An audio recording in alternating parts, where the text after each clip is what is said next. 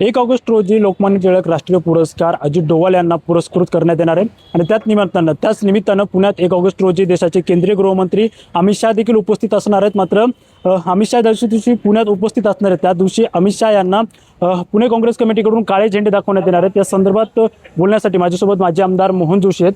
काय सांगाल, 1 तारखेला केंद्रीय गृहमंत्री पुण्यात येणार आहेत, त्यावेळेस तुम्ही त्यांना काळे झेंडे दाखवून निषेध व्यक्त करणार? दिल्लीतल्या जंतर मंतर येथील शांततेपणे आंदोलन करणाऱ्या विद्यार्थिनी आणि विद्यार्थ्यांच्या वर दिल्ली पोलीस आणि RSSचे साध्या वेशातले गुंड यांनी ज्या पद्धतीने लाठीमार केला, अश्रुधुरांची नळकांडी फोडल्या आणि प्लॅनेट गनचा वापर करून अनेक विद्यार्थिनी त्या ठिकाणी जखमी झालेत। त्यांना हॉस्पिटलमध्ये ॲडमिट करावं लागलं। काहींची प्रकृती ही चिंताजनकसुद्धा झाली होती। हे दिल्ली पोलीस हे केंद्रीय गृहमंत्री अमित शहा यांच्या अखत्यारीमध्ये येतं आणि म्हणून अमित शहा यांनी आतापर्यंत कुठलीही कारवाई केलेली नाही आहे। त्यांनी या संदर्भामध्ये आपलं निवेदनसुद्धा दिलेलं नाही आहे। आमची मागणी हीच आहे की या सर्व घटनेचे जबाबदार म्हणून अमित शहा यांनी उत्तर दिलं नाही, म्हणून पुण्यामध्ये 1 ऑगस्ट रोजी त्यांच्या दौऱ्याच्या वेळेला काळे झेंडे दाखवून आम्ही उग्रपणे अशी निदर्शने करणार आहोत। मात्र अगदी काही दिवसांपूर्वी भाजप युवा मोर्चाकडून पुण्यातल्या काँग्रेस कार्यालयावर मोठा मोर्चा करण्यात आला होता, त्यावेळेस देखील मोठा पोलीस बंदोबस्त होता आणि ज्या दिवशी केंद्रीय गृहमंत्री पुण्यात असणार आहे त्या दिवशी मोठा पोलीस बंदोबस्त पुण्यात असणार आहे। असे की लोकशाहीमध्ये आंदोलन करणं, निषेध नोंदवणं, आपली भूमिका सांगणं हा प्रत्येकाला अधिकार आहे आणि काँग्रेस पक्षाचा या बाबतीत भूमिका ठाम आहे। आम्ही पोलिसांकडे रितसर अर्जसुद्धा देणार आहोत की आम्हाला परवानगी मिळावी, पोलीस देतील अशी अपेक्षा करतो आणि नाही जरी दिलं तरी आमचं आंदोलन हे अमित शहांना काळे झेंडे दाखवून होणार आहे। मात्र सध्या देशातली असेल किंवा महाराष्ट्रातली असेल, एकंदरीत परिस्थिती पाहता पुणे पोलिसांकडून साठी तुम्हाला परमिशन मिळेल का? असे की आम्ही सांगितलेलं आहे की आम्ही परवानगी मागणार आहे, जरी परवानगी दिली नाही दिली हा त्यांचा मुद्दा आहे, पण निदर्शनामध्ये कुठलाही बदल होणार नाही।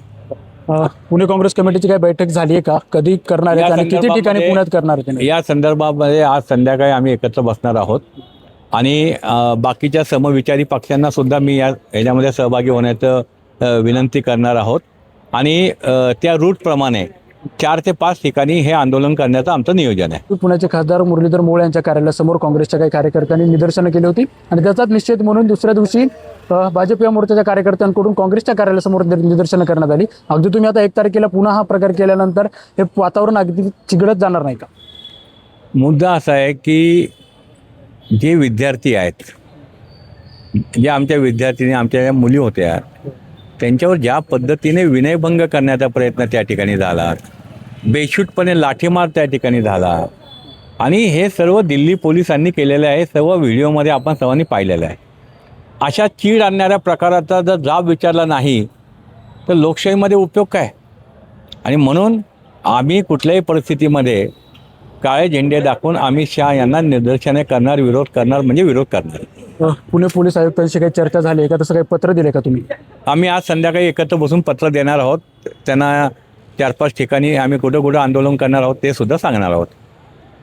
एकंदरीत जर आपण बघितलं तर 1 ऑगस्ट रोजी देशाचे केंद्रीय गृहमंत्री अमित शहा हे पुण्यामध्ये असणार आहेत। मात्र याच वेळी त्यांचा काँग्रेसकडून काळे झेंडे दाखवून त्यांचा निषेध व्यक्त करण्यात येणार आहे। दिल्लीतील जंतर मंतर येथे झालेल्या आंदोलनानंतर, विद्यार्थ्यांवर झालेल्या अन्यायानंतर काँग्रेसकडून खरं तर देशभरामध्ये मोठी आक्रमक भूमिका घेण्यात आली होती आणि याचाच एक भाग म्हणून आता पुणे काँग्रेसकडून देखील 1 ऑगस्ट रोजी पुण्यात केंद्रीय गृहमंत्री अमित शहा यांना काळे झेंडे दाखवून त्यांचा निषेध व्यक्त करण्यात येणार आहे।